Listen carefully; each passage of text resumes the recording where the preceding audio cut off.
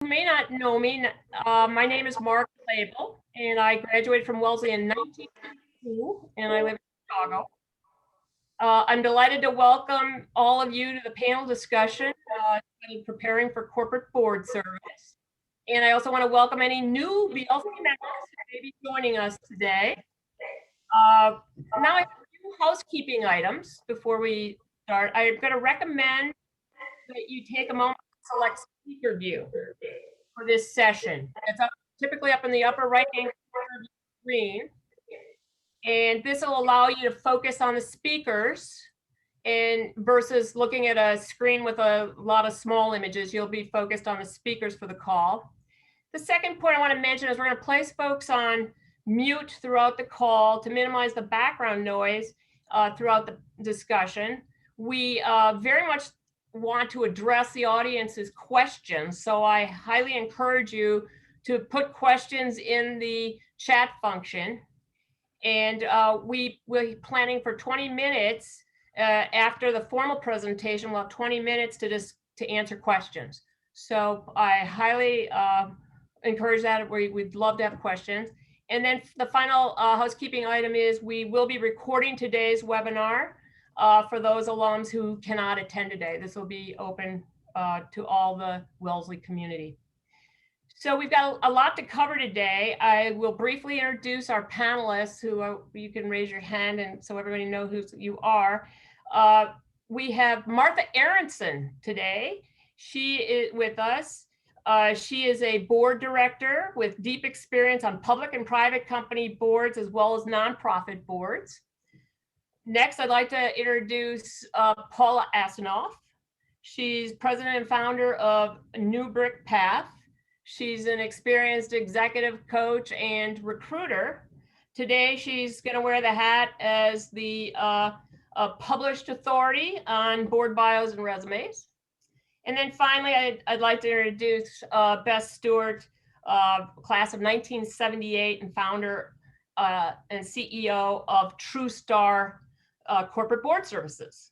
She's an experienced board director and is currently focused on recruiting diversity to corporate boards. So with that said, I am going to kick off. If you need more detailed biographies, they're in the invitation to today's session.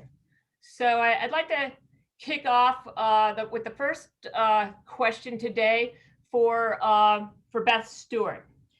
Yeah. Oh my goodness. You know, with equity front and center, we have institutional investors, NASDAQ, investment banks of the like of Goldman Sachs and others, California lawmakers and others driving diversity, including gender and underserved populations, for board service.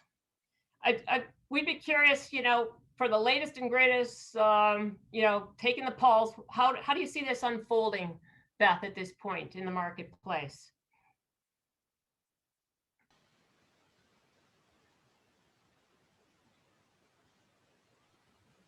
Beth, you're still on mute. Thank you. Sorry, I thought that somebody else was going to take care of unmuting me. So thank you very much, everyone, for coming and joining this panel, and thanks so much for the invitation. What I'd love to do is to give you all a tiny bit of history, not going back too far, but to March 7th, 2017, which is the date I date as the entrance into the modern era of board recruiting. And why was that significant? It's significant because it was the day that State Street announced that they would vote against chairs of nominating governance who did not make moves towards creating diverse boards. And up until that time, everyone talked about and everybody cajoled, and they did research, and they did this and they did that. And finally, State Street did something that actually gets the attention of directors, because directors do not like to have no votes. From there, BlackRock joined on. Basically, the other institutional investors, all to a greater or lesser extent, said that they would also vote against boards that didn't move towards diverse slates and diverse memberships. what happened after that, and without, nobody's going to give you a quiz, so I may get the exact order wrong. But the state of California passed the law in 2018 that said that there had to be gender diversity on anybody that's a California company. All of these, we're starting, to get a real, a real movement going here of, frankly, men paying attention and realizing they kind of can't do it the way they always used to. Add to that, in January of 2020, you had David Solomon saying that Goldman Sachs will not take any companies public without a diverse person on the board, diverse broadly speaking, not just gender. And you had California then adopt another law. It could have come just before or after David's pronouncement, saying that in fact, not just gender, but sexual orientation and ethnic background are now things that have to be represented on boards. And then you most recently NASDAQ with Adina Friedman making a suggestion, if you will, that's going further than just a suggestion. So you've had all of these things have really gotten the attention of boards. And some of them are confusing to people, like some of those California laws are confusing. Some of them are, some people, so there are some men that are just, absolutely that's gotten their back up. They don't want to be told what to do. They still fear, of course, that they will not get a qualified director if they meet any of these diversity mandates. Little do they know that they probably will get people who are more qualified than they are, but they don't know it. It's not their experience. But by and large, what I have seen a dramatic difference in our business. And it has absolutely come from these exogenous factors. So that's been very positive. The other thing that happened, though, in terms of the world of boards, is George Floyd was murdered. And there's some of you from Minneapolis that can, could, if you wanted to, speak to that. But the world heard this. And you could say, I'm sure there will be PhD theses written for many years to come about why was it that finally was a trigger that made people stand up and think about ethnic diversity, and specifically Black and Hispanic peoples. But boy, did it. And here's a statistic. In 2019, 100% of our searches had a gender requirement, if you will, in the specification. In 2020, and no racial component. And specifically, that didn't mean we didn't place people who were other than Caucasian, but it wasn't a requirement. In 2020, 70% of the searches that we've worked on, searches that we're in the middle of them, and what happened in Minneapolis, CEOs said, stop, let's change what we're doing. So from 0 to 70% in the course of a year, or frankly less. And when I was looking through in preparation for this, some of the specs that we've been asked to fill, and even though I know it and I live it every day, I was stunned by how many of them are, we want blah, blah, blah, and people of color.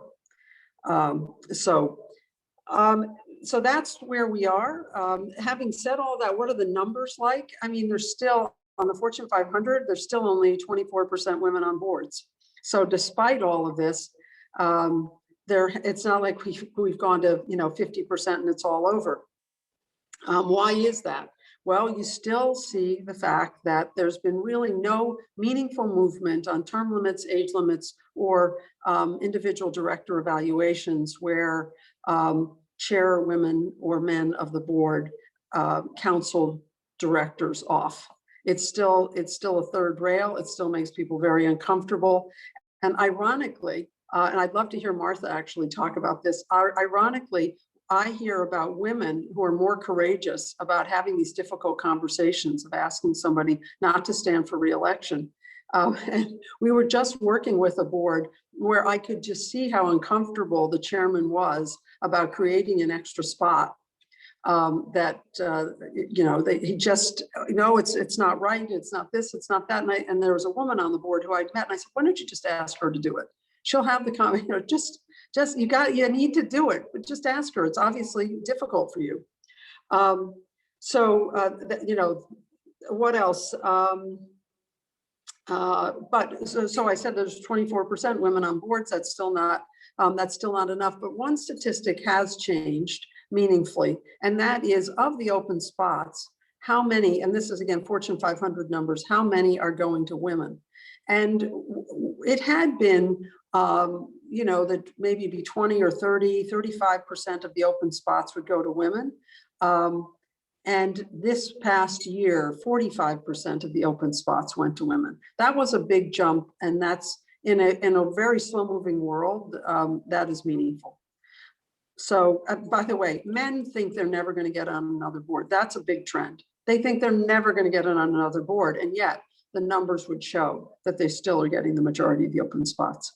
So with that, I will turn it back over to somebody else. Thank you. Very good. Thank you for the update. Martha, from the board director perspective, the role of the board, can you please outline the typical process that a board goes through for recruiting directors? What areas of expertise are the boards thinking that they need to have on their boards, please? Sure. Well, thanks. And it's fun to see so many of you here today, albeit in Zoom land, but it's great to see so many familiar faces, and thanks everybody for joining. Fun topic to talk about. And as Beth was saying earlier, plenty of people on this call with at least as much experience, if not much more than some of us. So I look forward to getting into the dialogue and discussion portion of the session. Here's what I would say, Margo, in terms of, thinking about the process of recruiting new directors. I mean, it all starts right with the nominating and governance committee, really spending some time, and then, along with the input of the full board, obviously, of thinking about what are the gaps in skill set. I'm a big believer in sort of the skill set matrix, if you will, and really looking at, diversity of experience, skill set, gender, ethnicity. I mean, every definition of diversity, and looking around and saying, what does the company really need?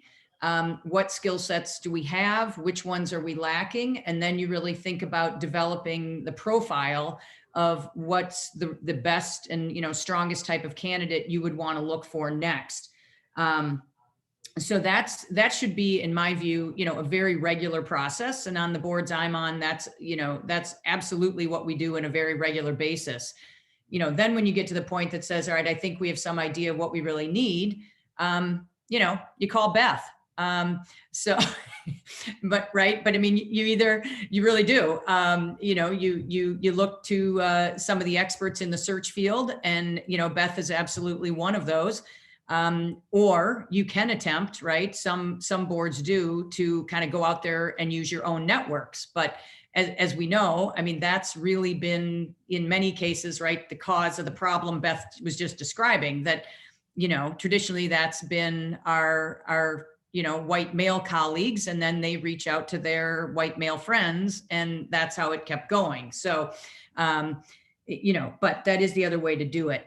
I think, the other part of your question about what areas of expertise right now are boards looking for, obviously, every company is a little bit different, depends what stage you're at, depends, again, on that skill set mix. But I think some of the trends that I'm seeing right now, that I think most companies are dealing with, certainly cyber expertise is a big one, right? There's cybersecurity is huge. I would call it digital, which is kind of a broad term, but I mean, I've played primarily in the healthcare and medical device space. And so more and more we're thinking about, how that interfaces with the digital world, direct to consumers sort of managing their own health. You always want finance and audit experts, right? And, some of us feel more comfortable if we have a bench of more than just one. just in case somebody, as they say, wins the lottery and heads out of town, you want to have someone else who can take over your audit committee. And then I think it's really important to have, another board member, at least one other, who's also in either a CEO role, or I'll call it holds a major operating role in a company. Because, what I've seen over the years is I've had CEOs say to me, I feel like, I remember on one of my first boards, I at the time had an operating, a sort of sizable operating job at another company. And he would say to me, you're the only one who can really understand what my life is like day in and day out, and the quarterly pressure and the this and the that, because everybody else on the board was retired. And so I think also having someone who's sort of in the hot seat, day in and day out, and is dealing with the market dynamics and quarterly expectations, is really a helpful perspective to have as well. So those would be the big areas, I'd say. Thank you. Thank you. Beth, do you have anything to add to that, or on the recruitment process? It's an ambiguous process. The candidate typically does not apply. Right. I think Martha definitely hit it on the various things. Why don't I save any comments? I mean, Martha talked about the process from the board side, and the one thing that I would say is that boards make quite a production out of the board matrix, and it is pretty. And from my perspective, I can take about a half an hour, look at everybody's bio, and you can figure out where the holes are. Nevertheless, boards do go through that practice. Sometimes I think it's a delaying tactic for the white males, because it's going to take a whole quarter to put that matrix together, and then the next quarter you can discuss it, and then the quarter after that you can decide whether you want to add anybody, and very deliberate, but not necessarily, doesn't necessarily take all that time. The other thing that I want to just say about these board matrices, let's see whether Martha agrees with this. It's kind of fun because people self-evaluate. And so they go around and they have to check the box. And it's amazing how many people who have no current knowledge in anything that's on that matrix will check the box because, 20 years ago they did, or 10 years ago they did. And so, it's just like, sort of the fun shenanigans that go on about why you shouldn't be the one to leave the board. But other than that, everything Martha said was correct. Thank you. Thank you. So I'm going to look to Paula. Paula, can you help us understand, why do board director candidates have both a bio and a resume? And how are they different? And how are they used? Paula, are you off mute? How's that? Cool. Okay. I think that a good framework for thinking about that is that the bio is a networking document, and a large amount of how people find jobs on boards really networking focused. Even coming into a recruiting system, people still have to find you. So you have to be visible, you have to be connected, and you have to network so that people can find you. I see the board bio as very much a kind of personal press release. It's designed to get people engaged with you, to get interested in you, to understand who you are and what you're going to bring to the board. It's not just a mini resume that's been shortened up to one page because you need a one-pager. It really needs to be much more, as I said, kind of as a personal press release for the purpose of introducing yourself to people. If somebody's interested in you, then they will ask you for your resume. The resume is a more comprehensive and, in my experience, usually a follow-on document. In other words, if I have your bio and I look at it and it's interesting, my next question to you is, please send me your resume. So it's not like the resume goes away. And that resume, as I think, the others have alluded to, is really not intended to be 20 pages long, filled with every functional achievement you've ever had. It's still designed to be the backup document or the comprehensive document that highlights those things that you're going to bring to a board, whether it is your understanding and experience in board or board types of activities, things like governance, executive level management, succession planning, whatever it is that you bring, as well as the functional expertises that, as we just discussed, show up in the skills matrix. So there's, to me, there's kind of two levels of things. One is, how are you going to fit with a board? Do you have experience in that governance space or governance-like experience? And then, do you have the specific functional skill sets that board needs at that time? For example, if they already have 2 financial people, there may not be a board seat at that point for another financial person, because they're filling to get that diversity of experience and subject matter expertise. But it's not, I guess what I tell my clients most often is, your functional expertise is important, but it is foundational. This company already has a CEO, it has a CFO, it has a CMO, it has a chief people officer. They are not asking you to do that job. They're asking you to be a member of the board and provide board level oversight of the organization. And then it's great if you have depth in an area which is important to the governance of that company. Okay. Great. I guess the last thing I wanted to mention is Beth had mentioned bios. I have found sometimes, and coming out of my own search experience, that the bio becomes, if you have a good board focused resume, the bio becomes less important than the resume, because the executive recruiter will move to a higher level of detail than when you're just talking to somebody in a networking mode.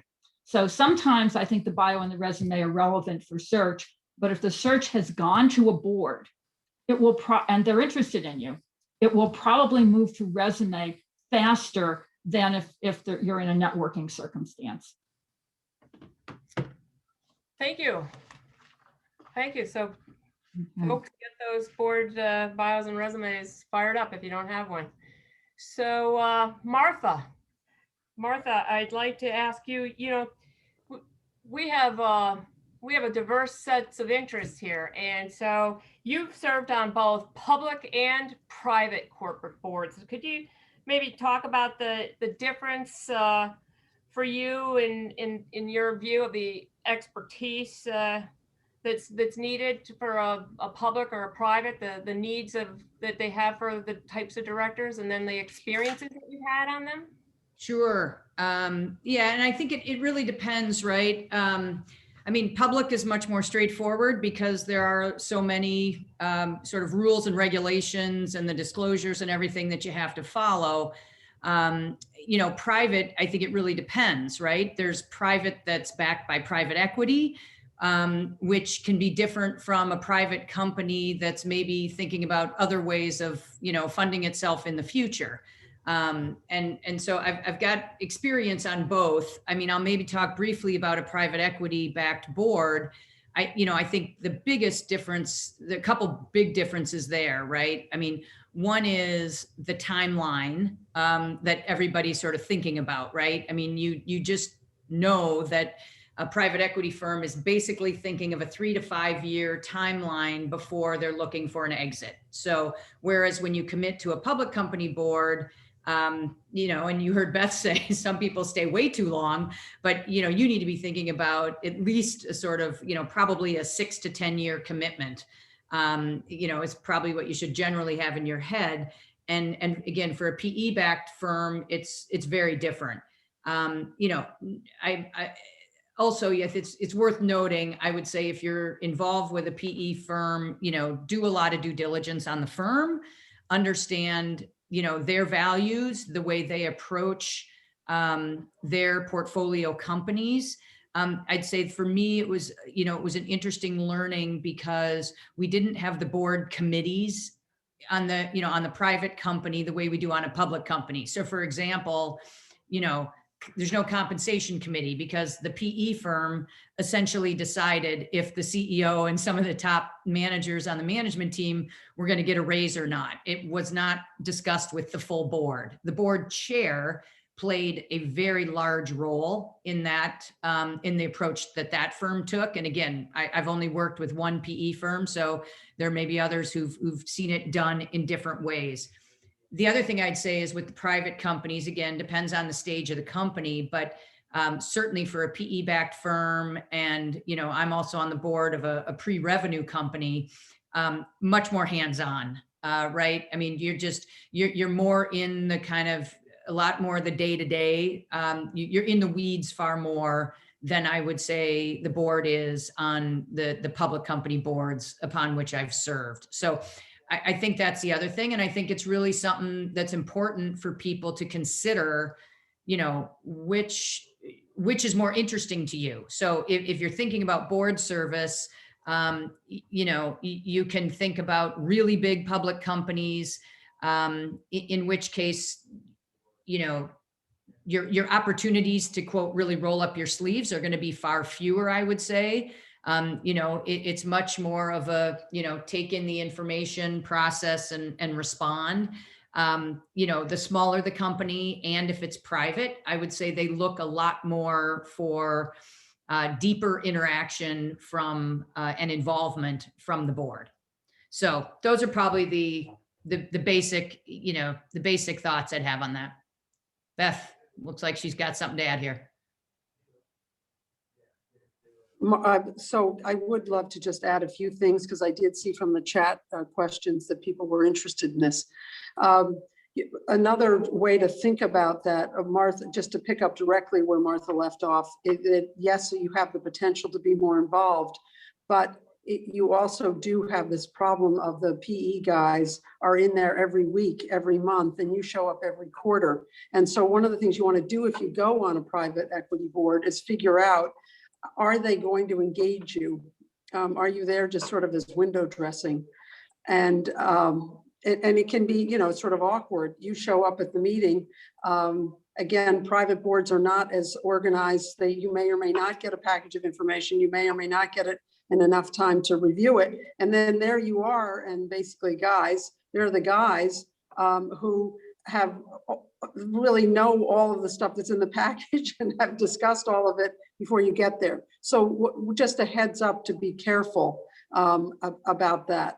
But one of the really great advantages of a private equity board is if you've got a couple of public boards, it's a private board. If you've got a couple of public boards, so private board's really nice to tuck in. It doesn't count from in the eyes of ISS, who, despite the fact that I think they're completely wrong on their views on overboarding, still have them and people still listen to them. So private equity is a way to expand a portfolio without drawing attention. The other kinds of private boards are VC-backed private boards where they are going to go public. That's sort of a whole other set of interesting circumstances and potentially quite lucrative. Both kinds of boards, if the companies do well, private PE-backed and VC-backed can be much more lucrative than some public boards. And then now there's SPACs. So I think in today's world, it's compared to even 5 years ago, the opportunity to go on a private board is a real one, and they're very good ones, and all of you ought to consider them. Before I sign off, though, I have to just say Laura Hale, who's in my screen, has the most fabulous background. She's got the hotel from Schitt's Creek. You have to see it. It's great. I see a lot of fake backgrounds, but that's my favorite so far. I don't mean on this call, I mean every day. So it looks terrific. Anyway. We'll have an award for that at the next call. Yes. Margo, just can I make one last comment on that? Because I think I just can't underscore Beth's point enough that doing your due diligence on a private equity firm, and frankly, venture capital, the other venture capital firms too, if you're on a VC backed board, is just so critical. And I certainly had, my own perceptions of private equity, from sort of my other experiences. And I spent an awful lot of time before I agreed to go on a private equity backed board, but it turned out to be a fantastic, a very good experience. But they're all run just a bit differently. Mhm. And no two PE firms, I would say, have the same value set. And so I think it's also, just like any organization, it's really important that you feel like your values are closely aligned with their values. So just do your homework twice over. Perfect. That ditto on all that, on that due diligence piece. I want to mention in keeping an ear to the ground for open board roles for our fellow BLCers, and Beth may have an opinion about this, but it is announced in the public press that some of the major PE firms are looking to have women on their portfolio boards. And that's also, in the list of things that have been unfolding and pointing towards women on boards that were listed by Beth.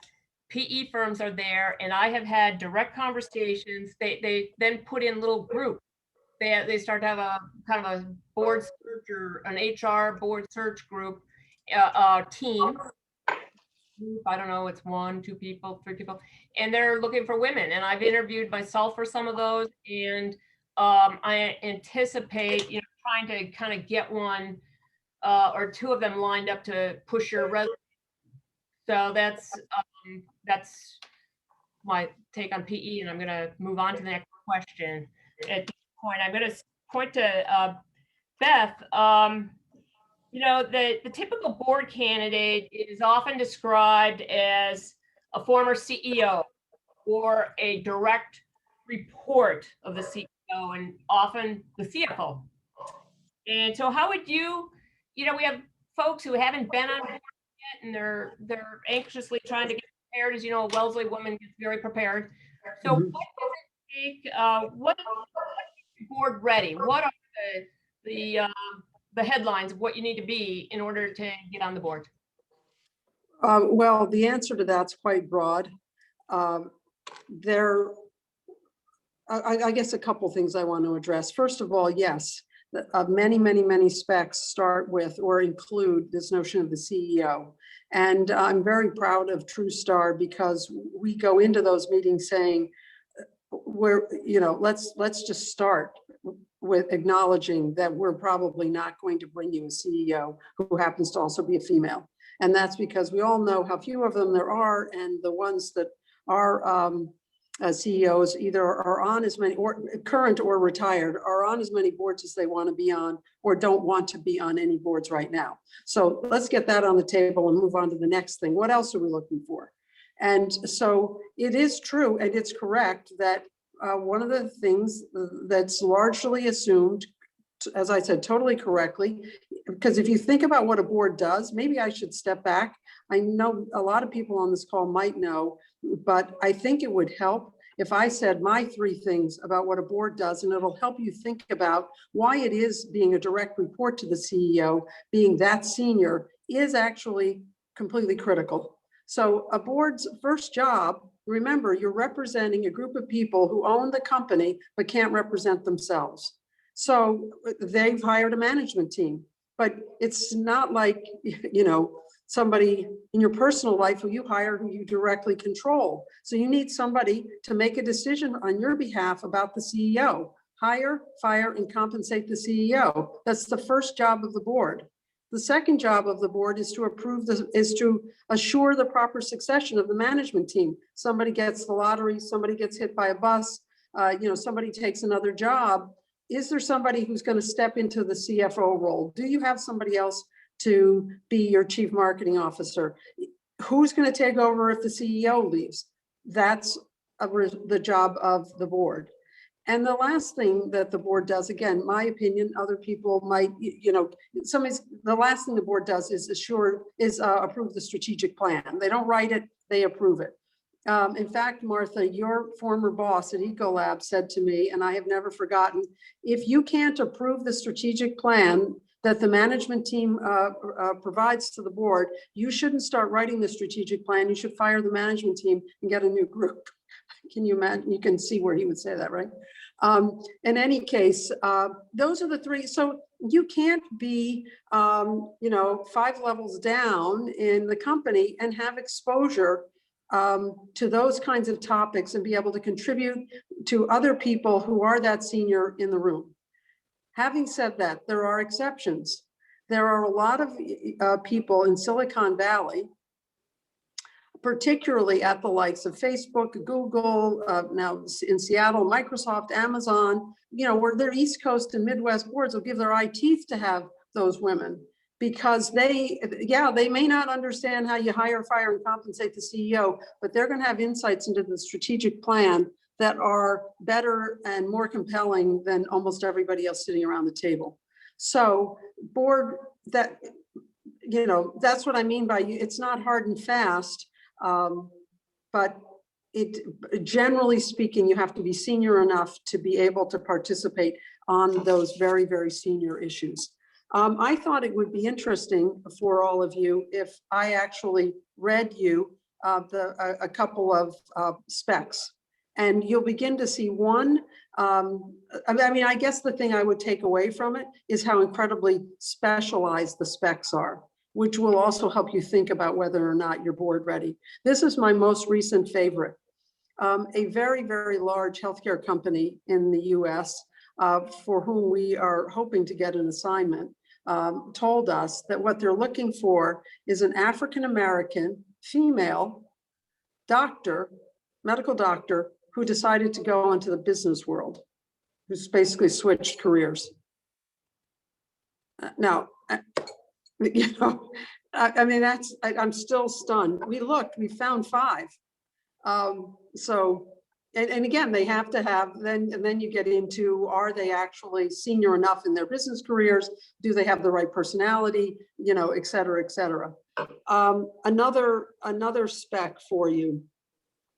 This happens to also be in the healthcare industry. Deep experience with integrated delivery networks and brings perspectives of how they work, how they see the world, how they're adapting, and which makes us think that this individual will be or has been in a senior strategy role. So strategy people at integrated delivery networks, fairly specific. Another one, this is a technology company. Currently working or recently retired senior operating executive with business strategy or product marketing functional expertise. Experience in the technology sector where the application of wireless communication is having a significant impact. Exposure to applications of wireless technology and experience penetrating new markets and verticals, and experience with automotive Internet of Things applications, cloud-based business services, virtual reality, and artificial intelligence will be deemed relevant.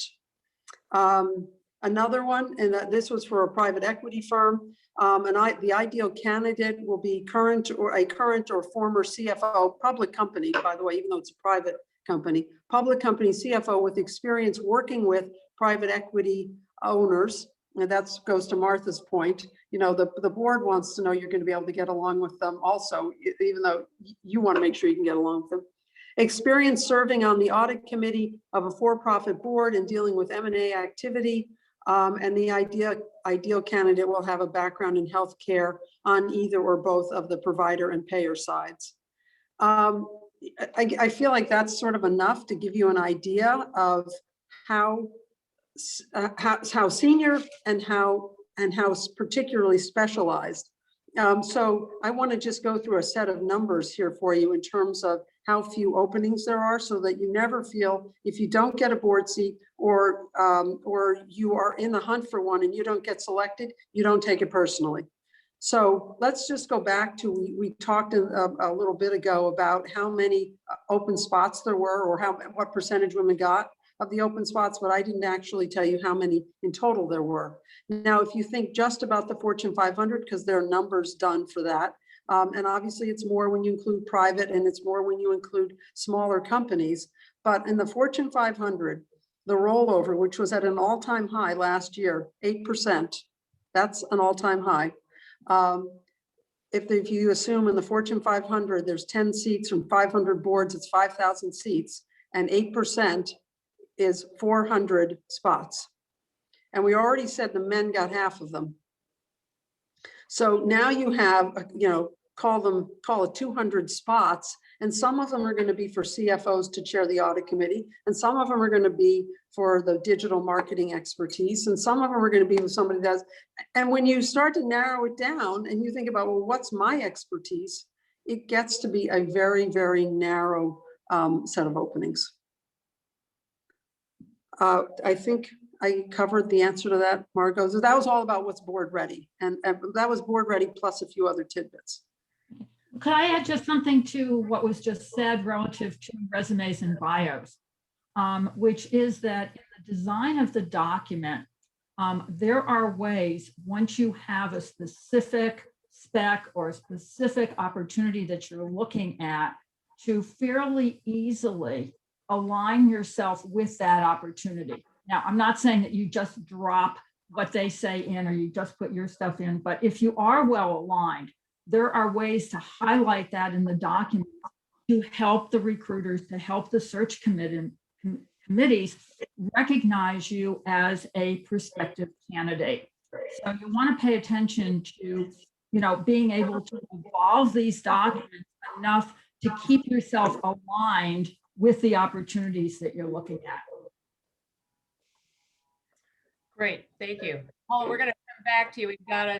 I'm going to switch over now to the questions that we have in the chat, and we have, we're going to then, circle around to find out some of the wisdom that guidance the panelists have to pass on to you all about what they would want to tell their fellow alums to think about as they go on boards.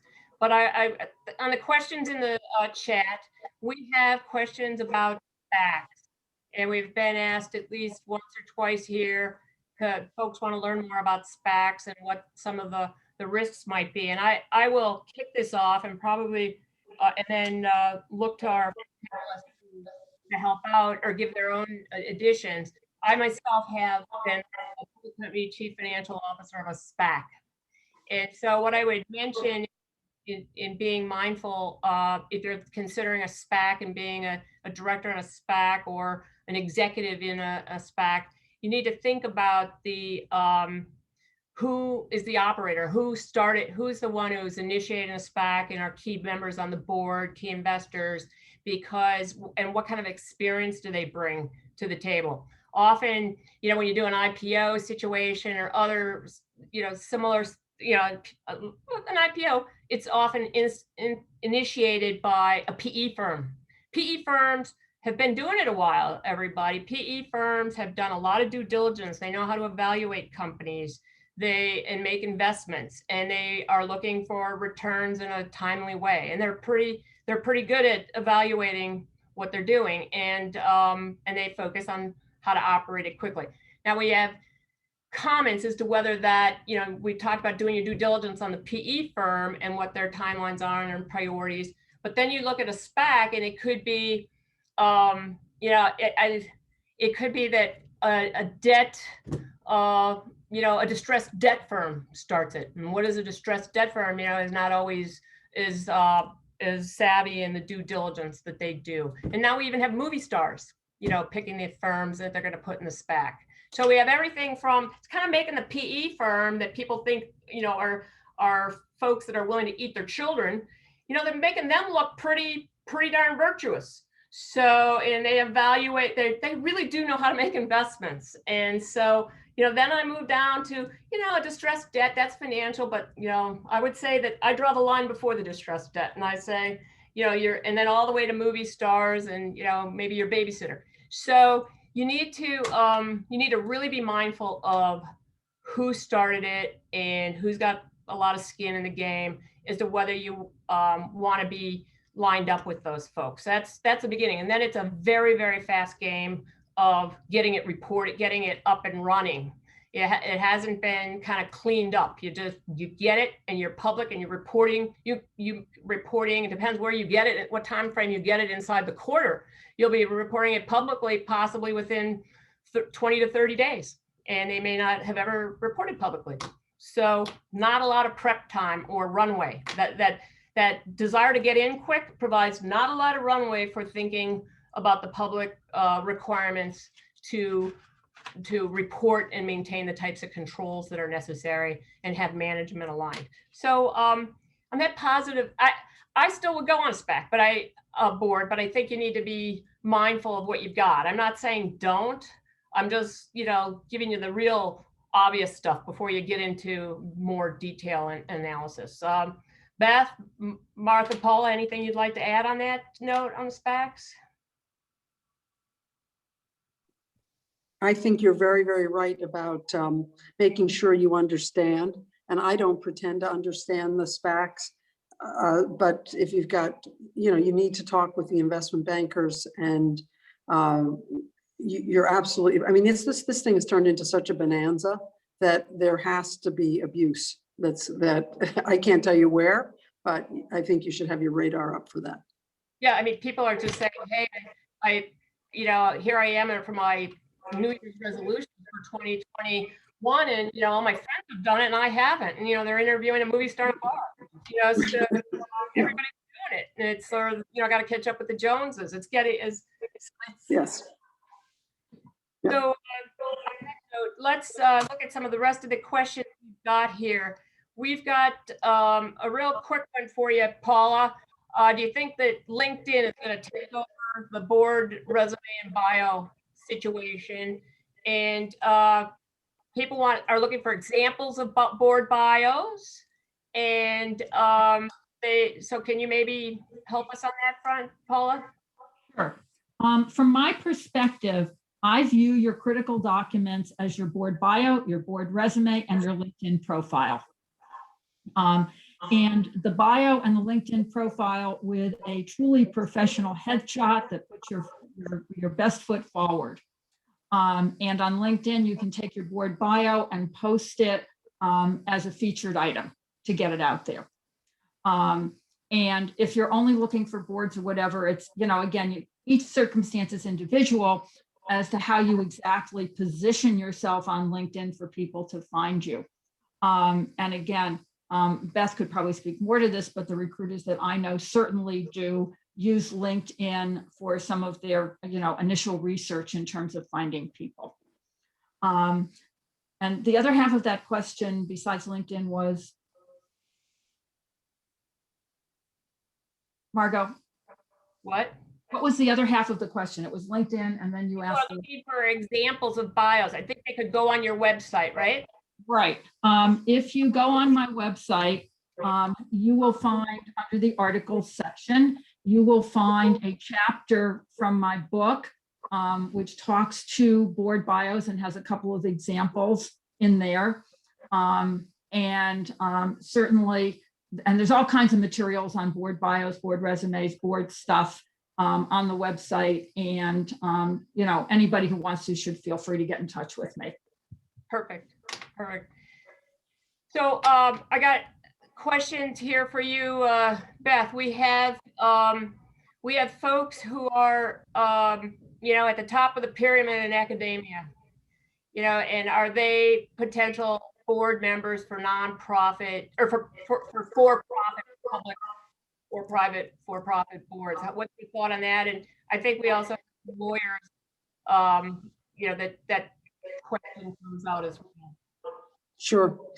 Never a hard and fast rule about anything. I would say that academics and lawyers are highly likely to get on boards through their networks. as opposed to necessarily a search process. Having said that, one of my favorite placements of 2020 is the senior professor of the microbiology department at Princeton. And we had a spec that for a company called Royalty Pharma. And Royalty Pharma had, a wonderful range of skills, but one of the ones they wanted to back up because they actually invest in new drugs. One of the things that they wanted was more technical scientific experience, and it was the spec. And that's how we added Bonnie Bassler, who's a wonderful human being, and also kind of exciting. She'd already been on 2 other boards. So that was useful, I'm sure, in terms of her interview process and her understanding.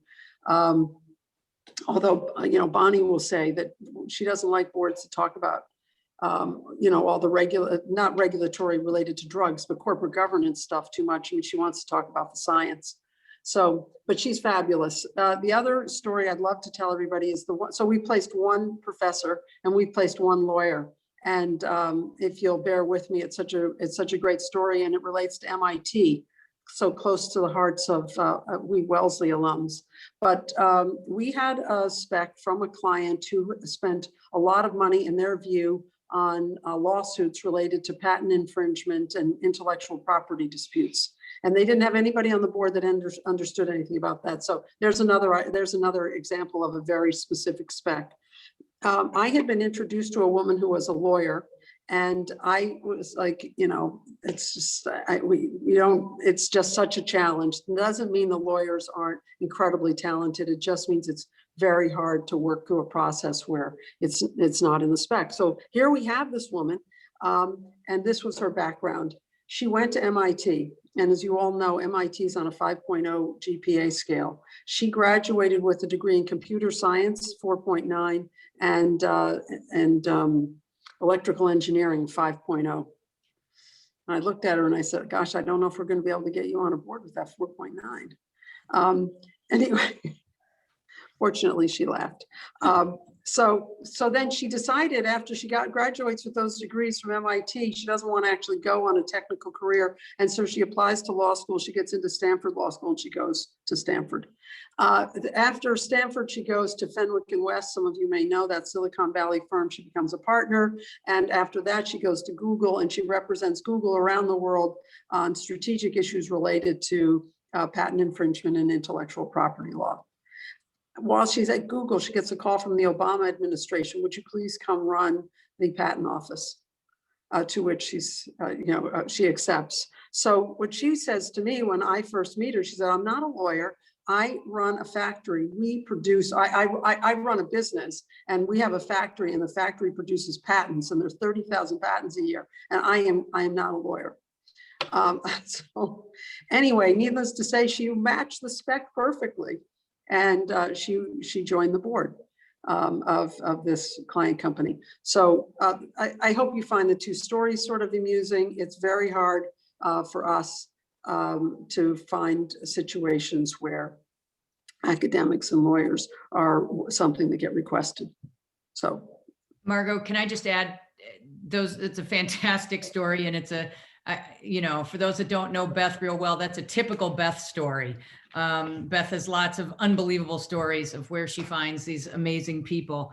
First of all, the National Association of Corporate Directors is giving its highest award this year for the first time to an academic.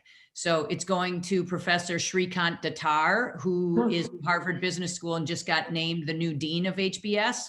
I happen to be in the section that was the first accounting section he ever taught at HBS. Wow. So I'm a big fan of Shrikant's, but he's been on Stryker in MedTech. I think I'm going to forget one of the big drug companies, maybe Novartis. Anyway, so I think that's kind of cool in terms of academics. The 2 other examples, I saw someone threw it in the chat earlier. Paula Johnson, the president of Wellesley, does serve on the board of West Pharmaceuticals. She was on that board before she became president of Wellesley College. She also had gone on Eaton Vance, although I believe Eaton now has either been sold or merging or something. So I'm not quite sure the status of Eaton Vance. And so I think the story, and I'll give you one other example, because I do some work in the diabetes space. There's a company called Insulet, and they have the president of Howard University. His name is Wayne Frederick. He's also a surgeon. I believe either he has type 1 diabetes or someone in his family. I remember hearing on a podcast. So I think, with everything else, there needs to be sort of that hook, that connection. I'm guessing, that someone wanted Shrikant's accounting expertise. Obviously, those of us in the BLC know Claudie Malone. I mean, Claudie came out of, she had both private and, spent a lot of time in academics, but was an expert in finance and accounting. And Claudie must have chaired, I don't know, dozens of audit committees. And so I think as Beth says, there's never sort of one fit or one not fit. It's really what various companies are looking for and what they need at the time. So. Oh, I think we've got 2 more minutes in the whole thing. I won't tell the story, but I forgot we placed the president of Spelman College this past year also. I won't tell you why. So, because you don't have time to hear. But that speaks favorably for our people. So real quickly, we have a couple questions here that we haven't gotten to, and I will personally undertake to ensure that we get the right folks back on those questions. We have, because we have such a great group of folks in background. I want to ask, I want to go on each panelist real quickly. What advice do you have to folks to BLCers who are looking to land their first board position? What advice, what takeaway do you have for them? Whether it's due diligence or what? Martha, Beth, Paula? So Martha, why don't you go first? Yeah, I mean, real quick, I'd say, be super selective. And, as much as they're interviewing you, you should be interviewing them as well, because you just have to remember, at the end of the day, you're going to be sitting in a room or on a Zoom with these people for, 8 to 15 hours quarterly, and dinners and all the rest. And you want to like these people, you want to respect these people. So I think just doing that due diligence and thinking about, whether it's an industry or your area of expertise where you really feel like you can have an impact, because that's the part that's interesting. And then the last thing I would say too is just really examine if board work is what you really want to do. If you like the hands-on way too much, so to speak, then maybe consulting versus serving on a board is something to consider. So I think it's really all about doing the due diligence. And as you heard in here, with the variety, big company, small company, public, private, backed by VC, PE, SPAC, all those things are really important considerations. So take your time, do the due diligence. Thanks. So, Beth, similarly, what advice do you have in these first timers? And we have maybe 2 to 4 folks kind of saying, how do I get noticed? Or, how do I position myself? So they're the first timers. We've got so much talent sitting right at the starting line here. You're on mute. You're going to find this crazy, but I would suggest, I'm off mute. You might find this crazy, but I would suggest that you actually not try. I would suggest that you try really hard at the job that you have, and that you get promoted in the role that you're in. And it's at least for us, there are 2 things that are true. We search. We're highly likely to find you when you are senior enough. And then the other sad truth is everybody worries that there's not a supply of women. There is a supply of women. And so if you don't get noticed, and nobody ever calls you, it could happen. It could happen, and it's not the end of the world. And there's so many other things that just wrapping yourself around this notion of I got to be on a board, I think is counterproductive, honestly, and that it's much more important to figure out how to run your career well and have it be consistent with what makes you happy with your family, and other, other things that are important in life. Thank you. Yeah. Thank you. Paula, any parting words of advice? Absolutely. I certainly agree with Beth that, having something to sell based on doing your job well is critical. I also believe that it's very important to be visible so that you can be found. And when you are visible, you need to present yourself in such a way that when people find you, that they recognize your capabilities, your qualities, and how you might be aligned with their needs. Yeah, I want to agree with Paula. You should have a LinkedIn profile, and it shouldn't be one of these things. I mean, there's some very, very senior corporate people that'll put their name, no picture, and like the last place they were the CEO. Okay, that's not useful. It should be a full LinkedIn profile. That does matter, and every recruiter uses LinkedIn. Very good. So this concludes our timing. We've run over, but what I will undertake is we have a very committed set of panelists, and I'll stick my neck out. I didn't ask for permission before. They would be more than delighted to connect with you. That's not right, Margo. I'm sorry. I have to say this. That's one of the reasons you cannot get in touch with me. We are actually getting women on boards every single day. And if you all contacted us and asked for a call to give you advice, you will tank our organization. I promise you, you've heard everything you need to hear. There's nothing more that I have to say. Please don't contact me. I'm sorry. I know that may sound rotten, but just think about all the other women that are ready to go on boards that we are helping. Go for it. Elevate those women. Okay. So elevate those women. So what I can commit to is I will help you figure out where to find out what you need to find out. That's okay. I can do that. Okay. Thank you, Margo. You bet, baby. Okay. So with that being said, have a good day.